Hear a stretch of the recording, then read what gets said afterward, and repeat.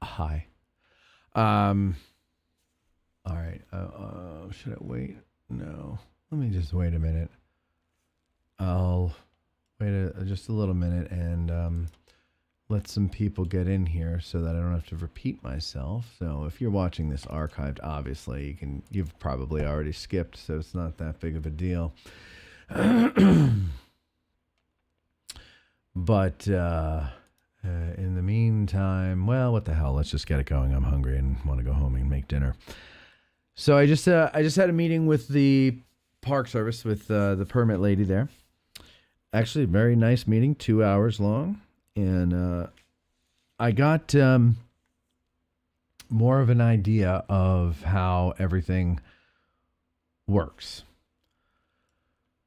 Let's see. Wait, hold on a second. Did I just mess something up with this? I think I did, didn't I? I think I did.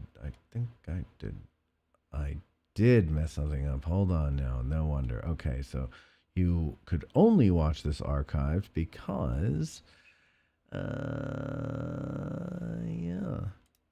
because I didn't make the post public so that you guys could see it. So let me just do that right now. Permits update. There it is. Edit. Okay. And then there. And I don't want to release date. It's going right now. So, but no. No. Don't want to schedule it. Why does it do that? It's so annoying. Schedule. No. Set a release date. Okay, should be live. Okay, now we're live. Okay. Oh, God. Sorry. If you're watching this after it was live, sorry, you got to skip through this time here. But okay. All right. Well, let's do it now. Now I'll start. So I had a meeting with the park, Pam over at the park, and she's in charge of the permits. And it was a good meeting. It was 2 hours long. And we talked about a lot of things. So when something happens, this was as a little kid, even someone would tell me to do something. That's thunder. My answer or my response would be why, and it wasn't why because I was being obstinate or stubborn or combative or anything like that. It was why because the way my goofy brain works, I need to know why I'm doing something. I think before I understood the idea of being a subject or a slave or someone who's otherwise subservient to someone, I just naturally wanted to be a free person. And if I was going to do something, it was because I consented to doing it or I don't do it. And so that's, so this conversation that we had today was a lot of why. Why is it this way? Why is it that way? How does it work? Why do I have to do this? Why didn't I have to do this for 5 years? And why do I suddenly have to do this now? I asked a lot of questions trying to find loopholes. And the bottom line is there are no loopholes. I would, and this wasn't an argumentative thing. It was I wanted to know what the answers were to a lot of these questions. Like, for example, Chesty Love, the girl with the boobs who was at the Virginia Memorial and the Peach Orchard. Are you going to be finding her and hunting her down and asking her to fill out a permit or take down the video? They could. They have done that before, but they're probably not going to do that with her. And there was, well, we don't know if she monetizes that. And I said, listen, if she's a pretty girl showing her boobs online, she's monetizing it. She's not doing it for smiles. So you better believe that she's monetizing her videos. I asked the question, an 8th grader, a 9th grader, 10th grader on a field trip who happens to have a YouTube channel that actually has been monetized, because those cases are out there. Probably that kid is making more money than me and her and 2 other Park Service employees combined. And that kid's not even 18 years old yet, but they're on a field trip and they take a video of the battlefield and they put it up knowing that they have a monetized account. Are you going to find that kid and go after them and make them get a permit? They're minors. How does that work? Do you get their parents to do it? So I asked a lot of these questions, challenging it, fully understanding and explaining to her, I know that you can't do anything about this. I know that you're doing your job, and I know that this is a problem with policy, not enforcement. Although I just want to point out that you cannot equally enforce. And at one point she goes, well, I know, and life isn't fair. And I go, right, but the Constitution doesn't say life isn't fair. The Constitution does not say that, as true as it is. And I go, and I think this is a problem that, the park is going to find itself in one day. They're going to do this to the wrong person who has the means and the motivation to bring a lawsuit. And I don't know. I'm not a lawyer. I don't know what, if anything, any of this is violating. Probably nothing. I don't know. The bottom line is this. I have a good relationship with the park, and I want it to stay that way. I think I have a good relationship with the audience, and I think we have consistently put out the Get Out of the Car tours, and I believe that the quality has gotten better. I mean, I can see Lewis has gotten more comfortable in his skin over the years, and now he's like a comedian on top of being a guide, and I love it because the audience loves it. And so I want to keep doing them. I don't think I can. Now, however, there have been some other ideas that have come forward. Somebody, I forget who it was, in the comments section the other day said you should do Get Out of the Park tours. And I heard from a guide who's also a patron today. He said, hey, I just watched your video about the permits and stuff. And he goes, if you can't do the permits, or I'm sorry, if you can't do the tours in the park, I'd be happy to do 1 or 2 of like the Retreat or Chambersburg or, I forgot, there was a bunch of other things. And I said, well, that would fit in with the Get Out of the Park tours. And he laughed and he's like, that's a great name. So whoever that was, thank you. And we might actually end up doing it. So what, where was I? Okay. So yeah. So the bottom line is I have to come into compliance. Now in all fairness, I said, so I guess I'm going to have to cancel June 15th's tour. And Pam said that she's like, well, if you can get it in quick, I can try to expedite it so that you would be in compliance by then. And I said, yeah, I just bought another business and I just am not spending any more money this month. I have other bills that I have to pay. This is not in my budget. This is not in my plan for the year. Had you guys contacted me in the winter, I could have planned accordingly, but you're doing this in the middle of my season, so I think I have to cancel June. Also, I have to start working on CWI today, getting prepared for it, and I'll be out of action until Tuesday. I'm not going to have time to do bureaucratic bullshit by filling out applications. And Lewis also needs to partake in that because he developed the tour route and everything. So, yeah.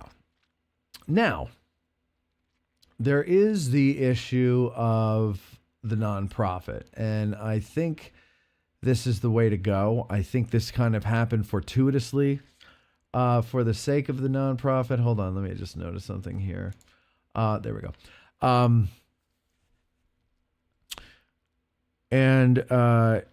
mean, it's not ready to take donations yet, but I think it was one of the goals of the nonprofit to fund the Get Out of the Car tour, so it doesn't have to be an out-of-pocket expense.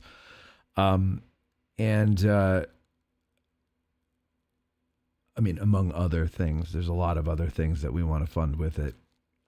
And we are going to try to get corporate sponsorship, and, we're putting all that stuff together. So we're not, we'll be promoting the nonprofit once we have all the language in place.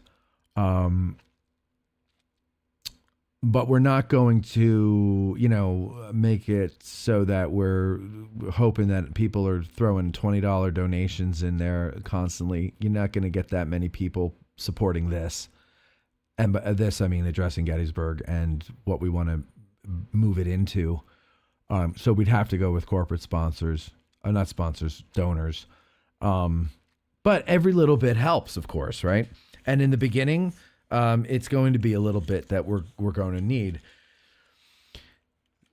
The filming permits, she's still waiting on an answer from people above her as to whether or not you guys count as cast and crew. And she's like, that was a very good question you asked. And I said, well, I've dealt with you people enough. I didn't say you people. I said, I've dealt with the Park Service enough to know the wily language and the way they see things, and, and how everything is open to someone's interpretation. And, I could totally see someone coming down and saying those 80 people are part of the cast and crew because they're on camera. In which case, they don't know how much 80 people cost, because the tier payment. What am I trying to say? The tiers, the per day structure, payment structure goes up by numbers, of course. And so, like, I think it's $175 if you have 2 to 10 people on your cast and crew. 11 and up, it goes up and up, and 25 and above is the highest. 25 and above is $750 a day, I think she said. She wasn't looking at any paper, but that was going off of her memory. So let me get the calculator out here. Let's do a little math magic, if you will. So 750 times 6, $4,500. If we get charged that amount for 80 people, they might say 80 people, we got to come up with a new price, at which point, whatever. But even that, not worth doing the videos for. I don't know how we're going to come up with that $4,500 if they charge us the $750 a day. That's many, many, many, many, many small donations from our listeners. So there's that. Now, that's just that. Now, it's a $100 application fee. So let's see, there's 6 tours, so $600 on top of it. So now we're $5,100. That's just for the filming permit if they consider us 25 and above and don't make a new price for 80 or 100 people. So 5,100. Let me write this down because we're going to do some math here and really come up with a solid number. 5,100. All right, now the special use permit is another $600 because it's a $100 application fee per. There's no blanket. So $1,200. I forget liability insurance. I think my friend who's an insurance company said that it's like $250 a year or something like that. It's pretty cheap, he thinks. So let's just say 300 plus 300. All right. So sorry. Plus 300. Plus 300. Okay. All right. Now, I think that is it. So 300 plus $6,600. Write that down. $6,600 would be the cost of the Get Out of the Car tour season. If we keep it at just that, then that means no notebooks or other trinkets or stickers or whatever, because that's more money. Those notebooks that I got this year cost $480 something out of my pocket. Happy to do it. I want to do it. I don't mind doing it. Oh, wait, we forgot Lewis. Lewis is $912. So plus 912, 7512. That's how much. 912. 7512 is the total it would cost to come into compliance for the Get Out of the Car tours. Now, it's been a couple of days. Cooler heads are prevailing. I want to continue the Get Out of the Car tours. The timing of all of this made it so that June is probably a no-go. However, I think if people are coming to town because of the Get Out of the Car tours, we should get together somewhere. Let's get together somewhere. I don't know where. Not in the park. Not in the park. But somewhere. Well, the giant parking lot. I don't know. Or we can go to Lincoln Social for lunch or something like that. But that way we can talk if we want to. If you guys have any questions that I might be able to answer to help shed light on this, then we'll do that. Now, I said to her, I said, Pam, I'm asking you these questions here not to challenge you. I know that you can't change the law, but I have to understand it. I have to understand the why of things in order for me to do them without being angry. And she's like, I understand that. I said, good. And I said, so explain this to me. Why have I been able to do this for 5 years? And why, when I tell people when I've told people that I know about this, license guides, etc., they think it's ridiculous. And why all of a sudden is the answer I'm getting. And I said, I'm going to just, before you say anything, I'm going to guess. The answer is the only thing that has changed is the enforcement. That this has been on the books for forever. And she said, that is correct. And I said, okay, that is what I thought. Now you have to understand a little bit of the history of Gettysburg National Military Park. We had about 20 or so years ago, maybe, I forget when he left, but we had a superintendent, John Latcher, who it's funny, at the time I didn't like him because he was too much of a heavy-handed, kind of rude to the people type of guy. Now, in recent years, I actually realize what a good job that he did. The fact that, a lot of the woods were cleared so that you can understand the battle better. I don't think he initiated that. I'm sure that was something that was decided on long before he ever got here, but he's the one who oversaw that. The park ran better. The beavers never would have happened with him. He would have taken that offer to relocate them before it ever turned into an issue. He did a lot of good things. And in the interest of not slinging mud or anything like that, or, he was removed from his position, and I think he went to Smoketown, and then worked out the rest of his career and retired. And now he's back here in Gettysburg as a private citizen and business owner. And in hindsight, he did a great job.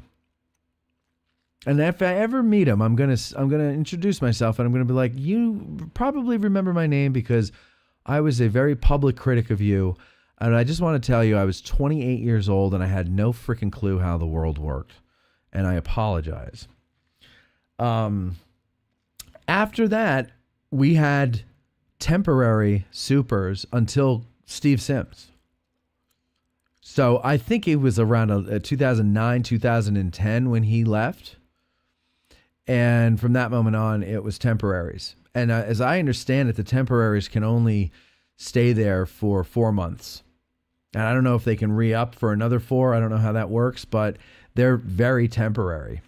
And when they're temporary, I'm told, they tend not to be there long enough to make any real changes or to enforce any real regulations.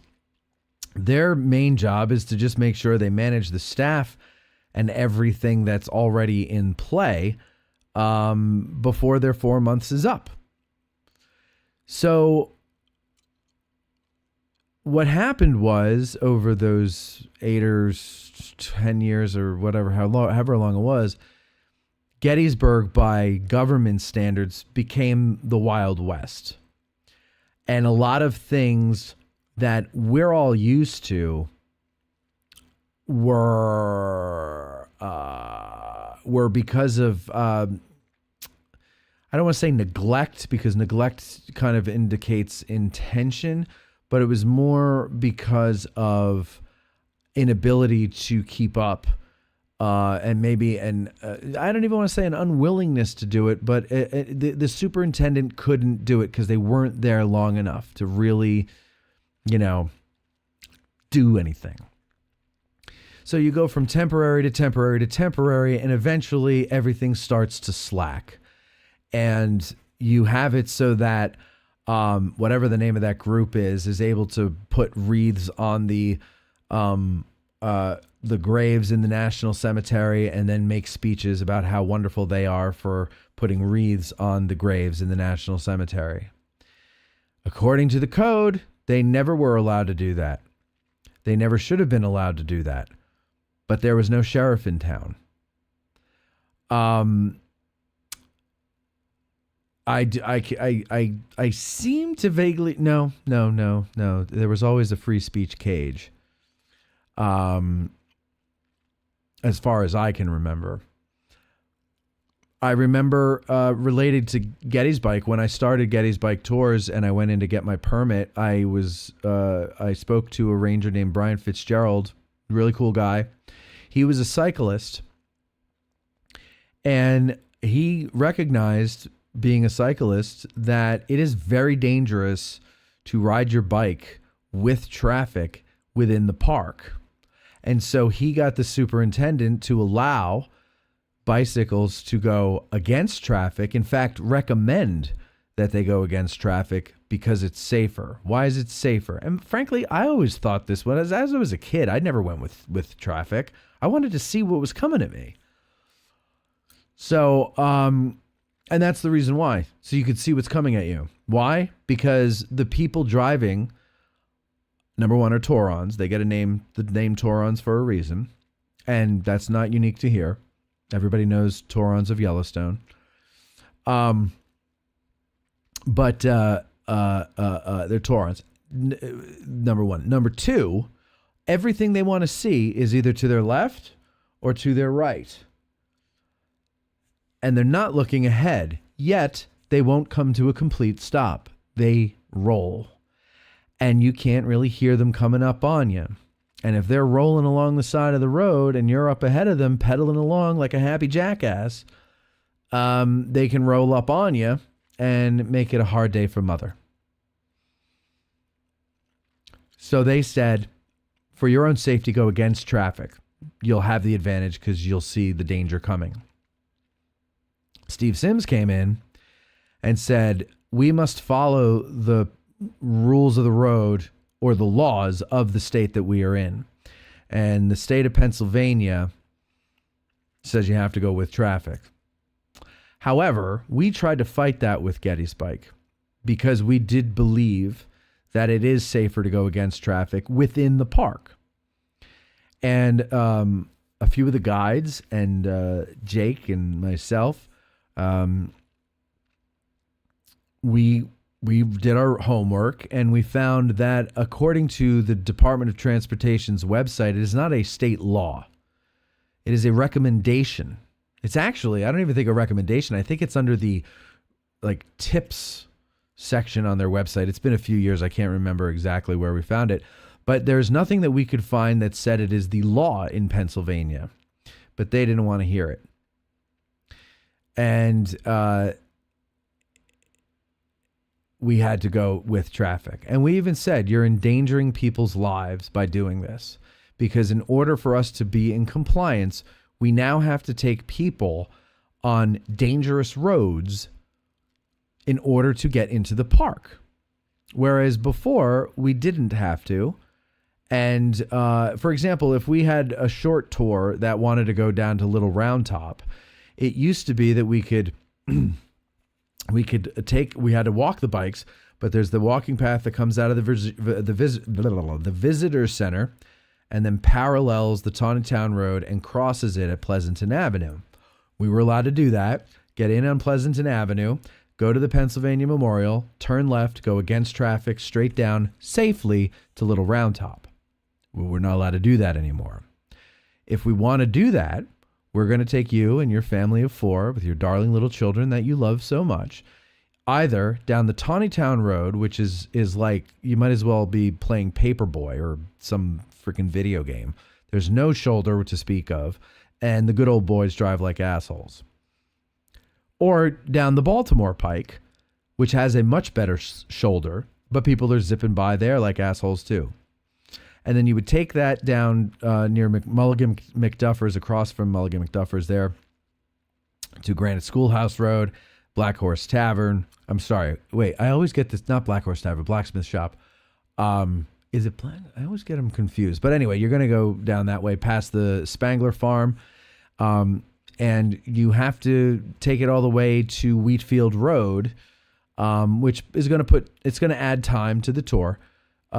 But it's safer because you're going on back roads, but they're not necessarily meant for bicycles either.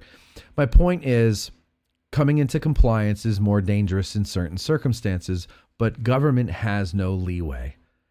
Now, the people who enforce it, do they have discretion? I would argue yes. You always have discretion. They would say no. And I think it's just easier to tell everybody no, because if you tell one person yes and he tells somebody, then now everybody's going to want that special treatment. And now you have what? The Wild West. And they don't want that. Okay. So I've beaten that dead horse about the bikes there enough. But that's just to illustrate the point. All of the rules, the sunset, park closes at sunset. According to Steve Sims, when they did that, he goes, that's all the parks. We were unique in that we were open until 10. Instead of continuing something that people loved and continuing to be unique, they brought the park into line and made it just like everybody else, which is what government wants. They don't want individualists. Every rule since Sims was here that you don't like is not because he's making them up, or now Heister is making them up. It's because it was always on the books, but it wasn't enforced. So like I said, and I knew this all along, I wasn't being singled out. I was lucky in that it took this long to get to me. And I believe, well, I kind of asked this. The reason was because you wanted to go after the big fish first, and then you get down to me. And it was kind of like, ABT is more egregious, ACHS is more egregious in violating all these things. CWI, the big ones, they had to be brought into submission first. I'm sorry, compliance first.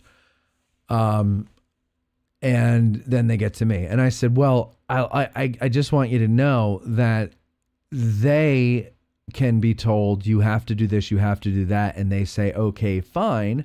They turn over the permit filing process over to a staff member. And they go into their very, very deep coffers, and they can pay the $75.12 a year in order to be in compliance with you. I can't do any of that. So effectively you've killed it. And I know there's nothing you can do. I know you, Pam, didn't kill it. I don't know who, there's not a who to blame. It's the system. The system killed it. Perhaps had I been a better businessman or a more charismatic host or put out a better quality product, I would have generated the revenue in order to pay this $75.12 a year with no problem, and we wouldn't be having this discussion. But I apparently am neither of those, and we can't do it. So we had a good discussion, and I always understood that the rules have to apply to everyone. And though I did push back on that and say, well, they apply to everyone unless you have big boobs and you're just blowing through town and you do a couple of short videos and put it up on your wildly successful YouTube channel and your wildly successful Instagram channel. But I guess that's just what happens. People slip through the cracks and you can't go after everybody. And by the way, Pam is a very nice lady, and she's the only person on staff who deals with this stuff. Only person. She doesn't have interns, can't have interns because she deals with people's private information. And frankly, she said by the time she trains them, their season is probably over, and she should have just done it herself because she's got to do the work anyway in training. So I feel bad for her because, people call up and yell at her. They blame her. It's not her. She has bosses. Her bosses have bosses. It's a system thing. It's systemic. Now, I always believe that there could be exceptions. And I don't make light of the subject matter of this film by citing it, but let's not forget, I pardon you, right? The lesson in that little scene there, I pardon you. It's the power isn't in punish. It's in pardoning. That's the power. That's the power of a good leader. Of course, he, in the movie, ended up shooting the kid, but that's not the point. The lesson is still true. He's just an asshole.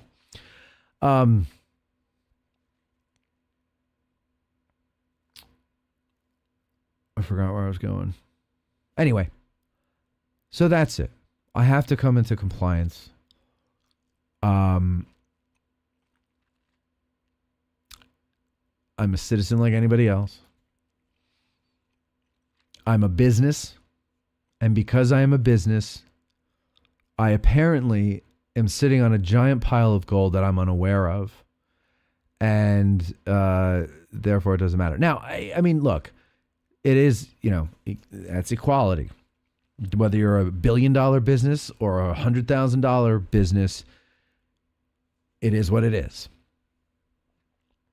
The rules are the rules. You either pay to play or you don't play. So we can't play in June. And it's really, it's a money thing, but it's also the time to do the proper paperwork and get it in time and get a decision in time. She did say that she would try to expedite the process for us, but that doesn't mean she would expedite her part of it, but it goes up and someone else has to make a decision and she can't guarantee that. So that it would be in time. So I don't want to tell you guys, yeah, I'm putting all the paperwork in. We should be fine. And then nothing. And you guys came here for nothing. So I think it's best to say June is done. There is no July. I'm going to work in June and July with some time that doesn't exist to come into compliance for the rest of the season.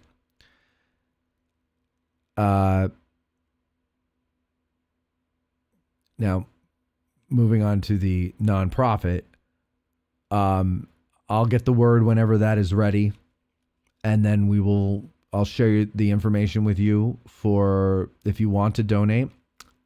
I don't want to ask you to donate, but it's there if you want it, and I will give out the information. Like I said, we're going to try to get corporate donors so that we can actually do some real stuff. And I might as well tell you now what are some of the things that we're thinking of doing. I have a list of, I'm not going to go into great detail about them, but I have a list of YouTube series that I want to do. And to be honest with you, most of them were Gettysburg centric, but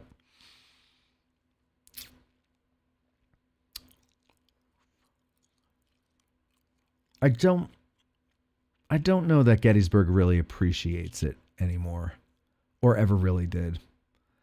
And I saw a reel this morning, and it was some guy saying, he goes, good people get tired of being good people to people who don't appreciate it. And then eventually they just stop. And that's kind of how I'm feeling. I'm not saying I'm a good person, I'm so good. I try not to be bad. But that's kind of what I feel like. I'm sick of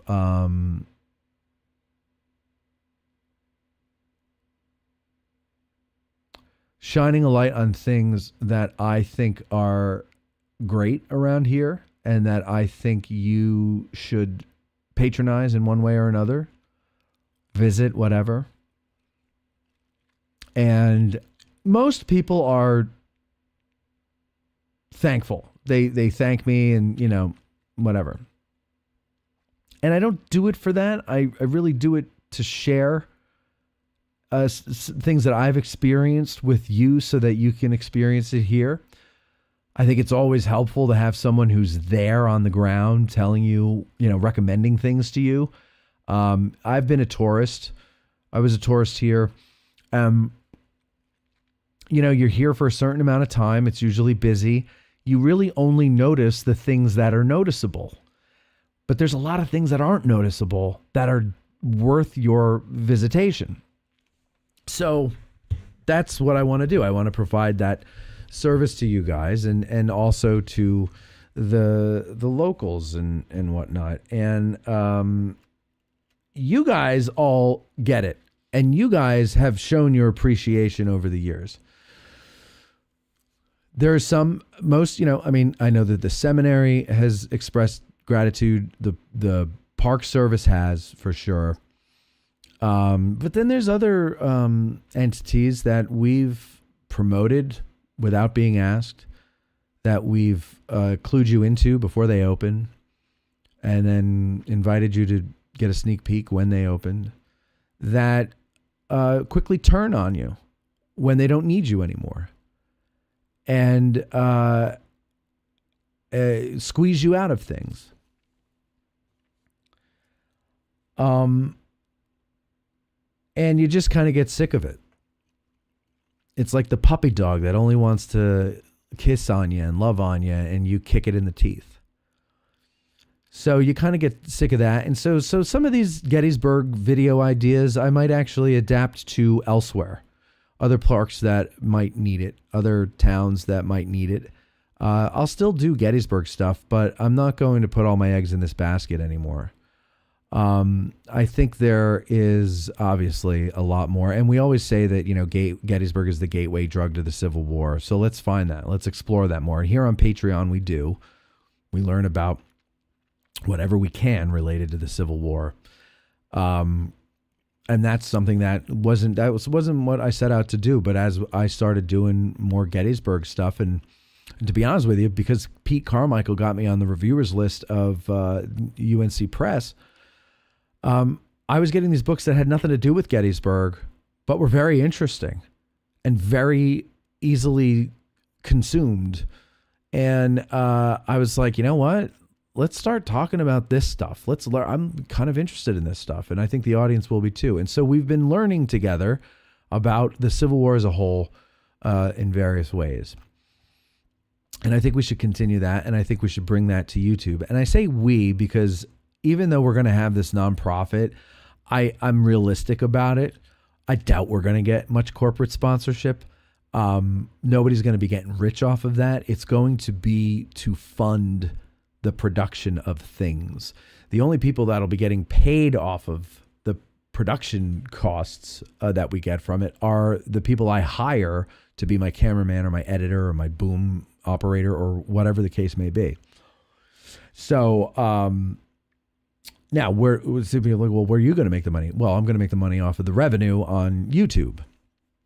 But that's a slow burn, but it's a burn, and it continues. I'm playing the long game here. I'm not trying to be a flash in the pan. So I say we because your continued support on Patreon, which will continue, nothing is changing here,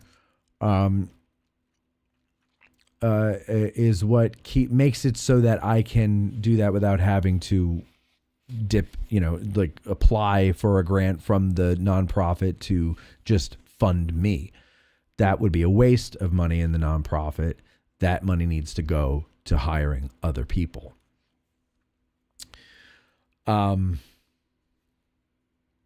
So things will continue as they are with Addressing Gettysburg, but we're going to expand other things. The network, it's a podcast network. You've heard me talk about it for years. We're calling it Addressing History. Addressing Winchester is the first franchise show that we're trying. It's kind of our guinea pig show. Casey Turbin and I are going to try to figure out how to make the business side of it work. But eventually we're going to create our own app, which is expensive. And that app is going to not only have the addressing ...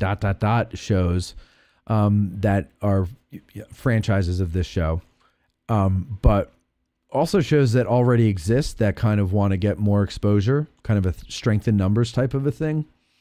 And also shows that we produce for other people. Either they come to me with an idea or I have a conversation. This is how That's What She Said started. It was a suggestion from a friend that we do a show about women in the Civil War and call it That's What She Said, and I liked it. And I went to Veronica and Bethany, and I said, I think you guys would be good as the hosts for this, and I don't think I should be. I think you should be, and I'll help you. I'll support it, and I'll produce it and everything, but you guys got to do it. And I think they do a fantastic job, and I think it proves that I know how to recognize talent, even when they don't recognize it in themselves, because they were like, oh, I don't know if I could do it. And they do perfectly fine, and they'll only get better with time. If Veronica ever has the time, that new job has really eaten up a lot of her schedule. So there's that, and there's that idea. And then there's the video things. YouTube is just the way to go with everything. And the more we can do there, the better it'll be. And so we're going to do some of these series. I'll tell you one of them. It was Bruce Boxleitner who gave me the idea, actually, because I was driving him around the battlefield, and he goes, you know what you should do? You should, Jerry Seinfeld, and he has the comedians in cars getting coffee. And I said, yeah. He's like, you should do historians in cars getting coffee or something like that. And I was like, oh, that's actually a pretty good idea. So the idea would be, let's say, for example, and this is already in the works, so if you want to steal the idea, don't steal the idea. The idea would be, say, Scott Hartwig is going to be the historian. And so Scott and I will meet at the studio here, and we'll get in the car, and we'll start driving. And we got GoPros on the windshield, and we drive. Let's say we're going to go to Pickett's Charge. So as we're driving, Scott is giving us a background to Pickett's Charge. And let's say we're going to follow the 7th Tennessee or something like that. So then we'll get out and we'll walk in the footsteps of the 7th Tennessee. And as we're going, we'll stop along the way and tell an anecdote or something here and there. And then we'll get all the way to the wall and whatever. And there's your episode. But then I said, well, okay, that's good, but we got to do something more. And I said, this is kind of a gamble, but I think we could do it. And my friend Mike and I kind of, when we get together, we just do these routines where we just really like bust each other's balls and make each other laugh. And the people around us, which is really, you can make each other laugh, but what do the people around you do? And they laugh. And so I said, Mike, why don't we do this? We're both fans of Curb Your Enthusiasm. So why don't we take this idea that Bruce Boxleitner gave me, and then we'll do a cold open that is Curb style, in the sense that it's like behind the scenes here at the studio, and we'll come up with like a little bit that we just work out and really has nothing to do with the rest of the show. And then, it's like 2 minutes long, and we get into some kind of fight, or you insult me in some way, and then we just go back, whatever, and then goes to the credits, to the opener, and then boom. And it's like a 23 minute TV show. So that's what we've been working on. I've been having meetings with a nonprofit that's trying to work with me on something, and they're trying to get the funding for it. Here's the problem. When you're trying to do something innovative, I don't know, is it innovative or is it different? I guess if you take it in the history world, it would be kind of innovative, especially for amateurs like us to do something like this. But when you go to get funding from a board that is made up of unimaginative bureaucratic types, they can't mix creativity and history. I mean, yeah, they'll buy a Dale Gallen painting, but like, how do you mix Curb Your Enthusiasm, Comedians in Cars Getting Coffee, and history? I don't get it. I don't understand. I don't understand. And so it's easier really to show and not tell, but we need money to show. We need money to make a pilot. We need money to get the GoPros. I mean, there's cost involved. And I always talk about how like these ideas, I'm not just going to take my cell phone and go, hey, everybody, it's Matt. We're at Pickett's Charge. And right over there is where, and you can't see what I'm talking about. The wind is, like it's okay. It's been there, done that. Everybody does that. I want to produce shows. And, I'd hoped that I would have been able to earn the money through Patreon and advertising and other things. But the reality of it is, you got history, which is a popular category of podcasts. Civil War is like down there. And then under the Civil War, you have Gettysburg. That's really, really niche. And there's only so much that this show can actually generate on its own. And if it's to grow, it needs a large infusion of funds in order to do that. The way I see it. Maybe that's not the case. But now you might say, well, why, Matt, you live there. Why don't you just go out on the battlefield and just make videos? Because I need to get permits. So it's different. It's different for me because I'm not a good planner except when I have to be. I'm more spontaneous, and if I'm driving around and I get an idea for a video, I want to get out and shoot it and not have to ask permission and all that other stuff. So there's that. So that's one of the ideas I gave you. And if I see anybody doing it, I know where you heard it, and your ass is grass. Well, you know what? Go ahead, try it. It's still not going to be as good. So those are the things we want to do. Get out of the car tours. We want to do larger tours. I would like to be able to do things other than the get out of the car tours and not charge you. I know that I have a business and businesses charge. And I also know that you guys support a lot of other things around here, and they all charge too. And there's certain things I'm going to have no choice but to charge for, but there are other things where I would like it if you were not paying. And every time I can do that, I will do that. But I need to have the funds to make that possible. And so that's what that nonprofit is going to go to, all of those types of things. There again, and that it's important that you understand that even though the nonprofit is called Addressing History, it has nothing to do with Addressing Gettysburg LLC. It is not started by it or founded by it or whatever the proper word is.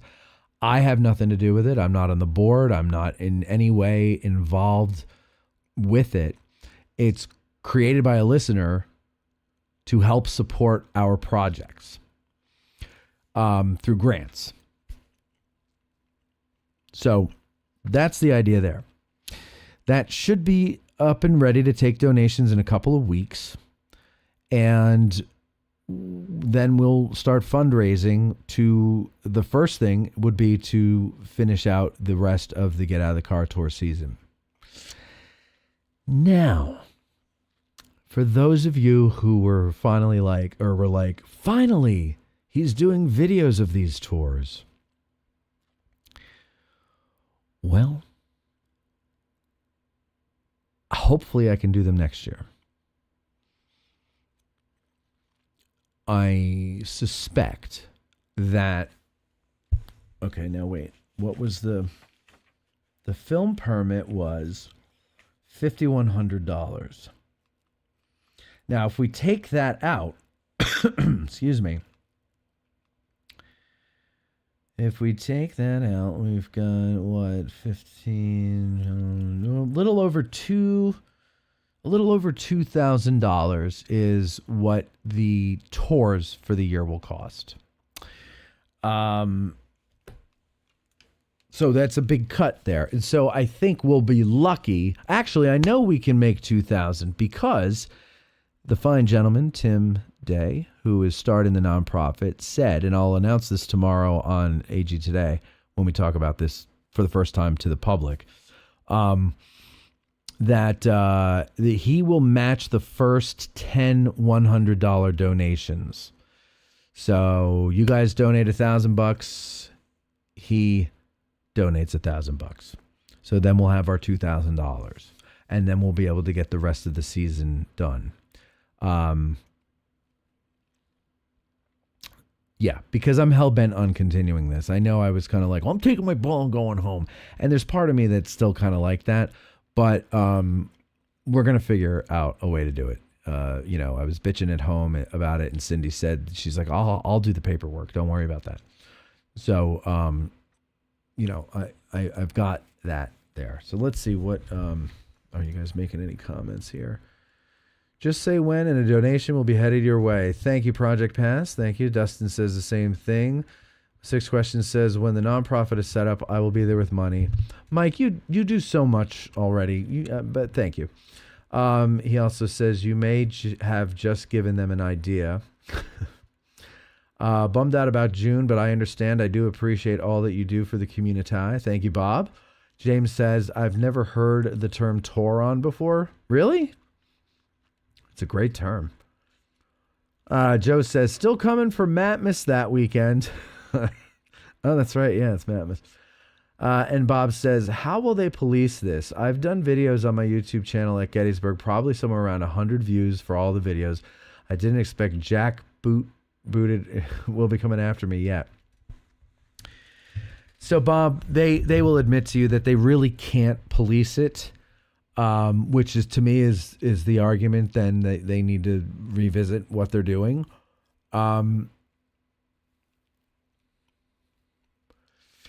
In your case, 100 views, I'm sure that you're not, I don't know. Are you monetized? Are you making money off of that? That seems to be what's the most important thing to them. Are you making money? And also, are you going to bring trailers and cranes and tracks and all these other things and a big crew of people that's going to get in the way and possibly damage the resource being the park, the ground, the monuments, the whatever. Now, I argued, I said, "Look, I don't buy that damage the resource stuff. I mean, it's grass. You walk over it." They tried to make the argument that, well, you have 80 people come out and then you take them somewhere and they go, wow, I've never been here. And then they go and tell their friends. And now you got 80 more people coming the next weekend and they make a path.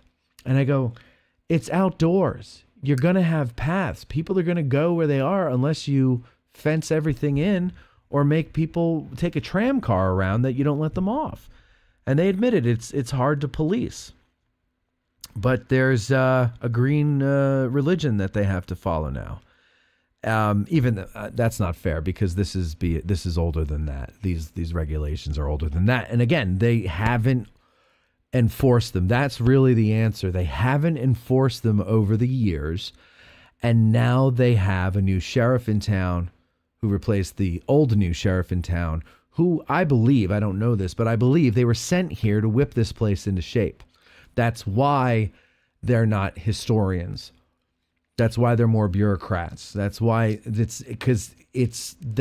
not their job. They're not in the hospitality industry. I keep saying this to people. Their job, even though this is what they make us think, at the end of the day, their job is not to make this an enjoyable experience for us. They say that, but then there's certain things that and this is the thing, I know, they know that we mean no harm. But then some of the stories she was telling me about the people that they have caught doing some whacked out shit. I mean, the most obvious one is this woman, and I think people have seen, the pictures went around online of her taking, wearing lingerie and straddling cannon and taking pictures like that. That's a very common thing, believe it or not, that people do around here. And here's another thing. One of the requests that they got was it was this group, they were carrying a crucifix or a cross around the country, and they wanted to stop and bless the National Cemetery, and they kindly called and asked permission to bless the National Cemetery. And the answer they got was no. So, because the cemetery is a set of different rules than the park, the rest of the park. And she even said, she goes, well, I told them you can go anywhere in the park and bless whatever you'd like to bless, but you can't do it in the cemetery. So there are a lot of things, just because they haven't been enforced before, just because we're not aware of them, doesn't mean they don't exist and doesn't mean they aren't enforceable. And, yeah. And now, the 25-year-old in me wants to fight, or wanted to fight. On the way out, I was talking to an officer, because the permit place is where the law enforcement is. And I was talking to an officer who I know, Amanda, and she's like, so what were you in here for permits? And I go, yeah, I do, those tours and everything. And for those of you who were on the April tour, she was the officer who was very nice to us and let us, and said, can you just get off the road so nobody gets hurt?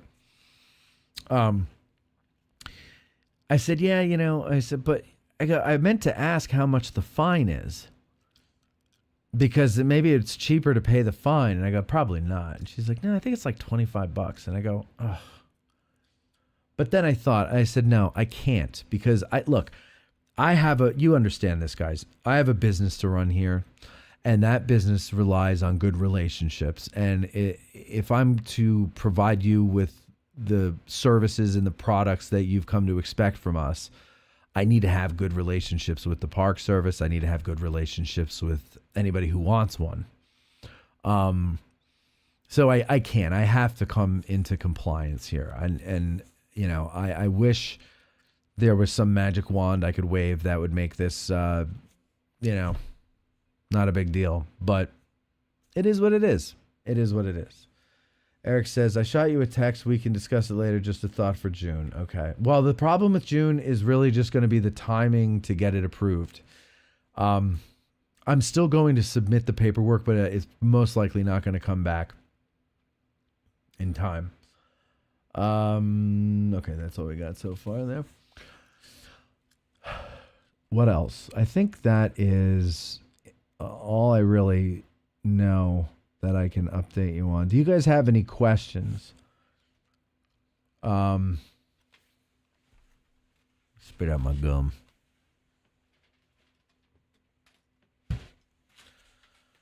The Walk Tallers have a new song tomorrow that will be debuted. First Lieutenants, you'll already know it if you watched today's recording session with Greg Elder. But the Walk Tallers heard about this and they were just sad. They were just sad. And they said, we didn't even have to record this, Matt. This is an outtake from an old Bobby Darin album. And the story behind it is he got tanked one night and called the band in because he had this premonition about something that made no sense to him. He had never heard the term Get Out of the Car tour, but it was just rolling around in his head, and he just knew that it one day would be jeopardized by an outside force. And so he went in and he recorded just a short little ditty. And we'll be debuting it tomorrow when we talk about this on AG Today. No guest tomorrow on AG Today. It's just the crew. Actually, Colby's parents are in town. They're going to Viagra Falls. So he won't be here, but it'll just be us. And we'll talk more about this with the girls and see if they have any questions or anything like that. And we'll discuss it. But yeah, that's about it there. Let's see. Let's just focus on the... I hate this stupid heart thing. I can't. Let me just make a post. There we go. Let's just focus on the fun CWI coming up. Yeah, that's what I have to do. I have to get all my stuff and inventory it for the weekend. That's coming up in 2 days. It's a lot of fun. I think you guys. Hey, if you're gonna be there and you're watching this, find us. Say hi. If it's the same room as last year, where the bookstore is, where the check-in room is, where they also sell books, but it's not the bookstore. Where you go to check in, there's a stairwell right by it. If you go up to the top of that stairwell, our room is up there, right at the top, right across from the doors when you come out into the hallway, and we're going to have a banner outside the door so that you know where to find us. Please come in and say hi. If we happen to be in the middle of recording, you're more than welcome to pull up a chair and sit in and watch the magic happen. But we would love to hear from you and all that jazz. I will let you guys know, those of you who want to donate, God bless you. Thank you so much for being as supportive as you are. I will let you know on AG Today. Well, no, I'll let you guys know first, but everybody else will know on AG Today once the... nonprofit is ready to take donations. The only way you could do it now is to send a check to the studio. Don't worry about it at this point. Let's do it all right, and let's do it through the nonprofit. Let him just get the paperwork filed and the bank account opened and all that stuff. The other thing I'm thinking of doing with this nonprofit, and James, I told you about this yesterday, and I got to run it by Tim. If it's, and I think it should be perfectly fine to do. But the purpose of the nonprofit is to fund historical educational programs, whether they be tours, events, videos, podcasts, etc. And, I was talking to James and, for those of you who don't know who James is, I'm talking about Project Past. And I said, so one of the things I want to do with this is, okay, I'm not singling anybody out here, but for example, JD, right? He's huge. And he has a day job. So the money that he's making, and I don't know this for a fact, I'm just making a lot of assumptions here. So JD, if you're watching and I'm wrong, just let me know. But the money that he's making off of this venture of his, the History Underground, can cover the cost of these things with no problem. We're small potatoes. There are potatoes that are smaller than me who now can't even grow because of the restrictiveness of doing these videos. And I'm not even talking about Project Past because they're doing pretty good, it looks like. But there's there's Aaron Smith, who does Forward Gettysburg. He's working hard on his channel. I don't know. I haven't talked to him if he's making revenue off of it or anything like that. But if he is, look, you don't make a lot of money off of YouTube unless you're like in the millions of views and millions of followers. That's where the real money comes in. And so, okay, he's got a day job too. And maybe, if he makes $200 off of his video revenues, then all right, that's enough for him to get a permit. But I think it can be not only restrictive, but it can also be prohibitive for an upstart to come and shoot a video here, or really at any national park that's enforcing this. They don't all enforce it, wink, wink. But it's prohibitive for them, and they might not do the video, or they might get in trouble if they try to do it under the radar. So we would make it so that they can apply for a grant to cover the cost of their permit up to a certain amount of money. That's what I would like to do, because I do have to be self-interested to an extent, but I also think that a rising tide lifts all ships. And I think it's about time, instead of trying to play nice with the bigger ships, not that I'm not going to play nice, but instead of trying to get,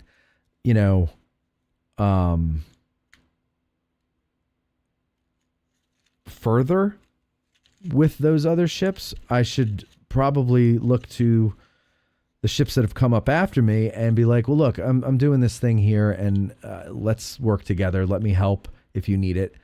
And, we can do this together, unofficially together, but, we can cooperate with each other, and help each other out, because everybody is putting out good stuff. And, I was talking about this, I don't know when, but heart, like, you got to have heart to do this well and to connect with an audience. That's a talent that not everybody has, to be able, especially when you don't actually meet them.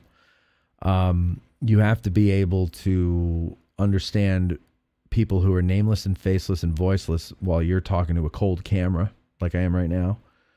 And so, not everybody can do that. And the people that do it and then they can tell history well, and they can put things together in a way that makes you feel, that's a talent, and that talent should have a light shown on it. And so if something like a film permit is getting in their way of shooting here at Gettysburg, then I would like it if down the road the nonprofit could help them. It won't be ready to do that in the first year, or maybe let's say 6 months to a year. It was created to help addressing Gettysburg. And we have a lot of things that need to get underway. And once we get that stuff going, and if the donations are also coming in big time, then that's a different story. But, realistically, I don't think they're going to be coming in pretty heavily. And it's probably going to be another year before we get to start anything, just to save up the money to hire a cameraman, for example. So we'll see. I don't know. We will see. But that's kind of what I want to do. And we'll see what we can do. Debbie Jones says, it's probably too late, but we never did do my history vacation pics.